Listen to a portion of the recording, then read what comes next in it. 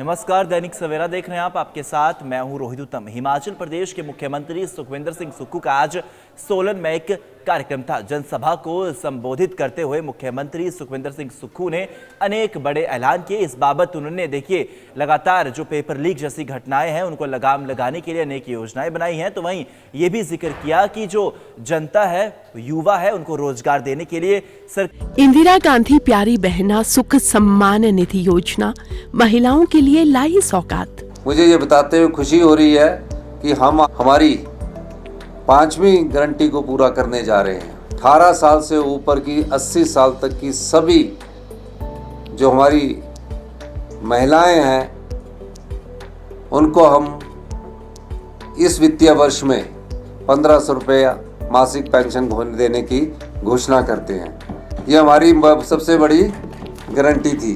हिमाचल सरकार की कथनी और करनी में नहीं है कोई भेद। वादे निभाए हैं, वादे निभाएंगे। हिमाचल सरकार का है वादा। सरकार हर एक प्रयास कर रही है। साथ में उन्होंने ये भी जानकारी दी कि कैसे महिलाओं के बीच जाकर, युवाओं के बीच में जाकर उन्होंने मुद्दों को सुना है और जल्द ही उन मुद्दों पर कार्रवाई की जाएगी। वेल, क्या कुछ कहा आप भी देखिए।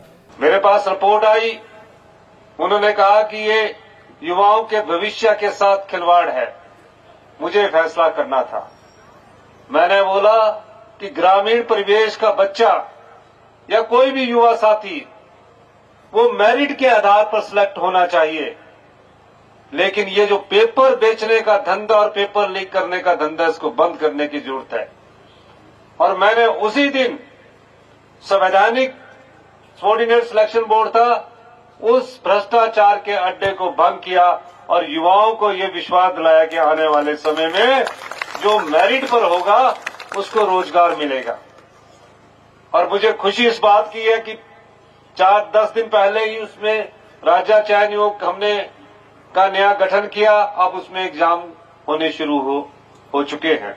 नमस्कार, दैनिक सवेरा देख रहे हैं आप। आपके साथ मैं हूं रोहित उत्तम। हिमाचल प्रदेश के मुख्यमंत्री सुखविंदर सिंह सुक्खू का आज सोलन में एक कार्यक्रम था। जनसभा को संबोधित करते हुए मुख्यमंत्री सुखविंदर सिंह सुक्खू ने अनेक बड़े ऐलान किए। इस बाबत उन्होंने देखिए लगातार जो पेपर लीक जैसी घटनाएं हैं उनको लगाम लगाने के लिए अनेक योजनाएं बनाई हैं। तो वहीं ये भी जिक्र किया कि जो जनता है, युवा है, उनको रोजगार देने के लिए सरकार हर एक प्रयास कर रही है। साथ में उन्होंने ये भी जानकारी दी कि कैसे महिलाओं के बीच जाकर, युवाओं के बीच में जाकर उन्होंने मुद्दों को सुना है और जल्द ही उन मुद्दों पर कार्रवाई की जाएगी। वेल, क्या कुछ कहा आप भी देखिए।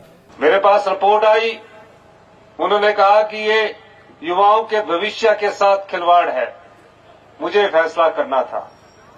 मैंने बोला कि ग्रामीण परिवेश का बच्चा या कोई भी युवा साथी वो मेरिट के आधार पर सिलेक्ट होना चाहिए, लेकिन ये जो पेपर बेचने का धंधा और पेपर लीक करने का धंधा, इसको बंद करने की जरूरत है।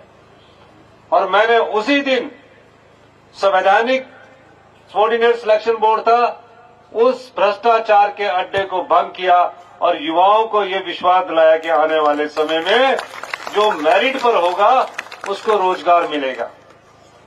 और मुझे खुशी इस बात की है कि 4-10 दिन पहले ही उसमें राज्य चयन आयोग हमने का नया गठन किया। अब उसमें एग्जाम होने शुरू हो चुके हैं।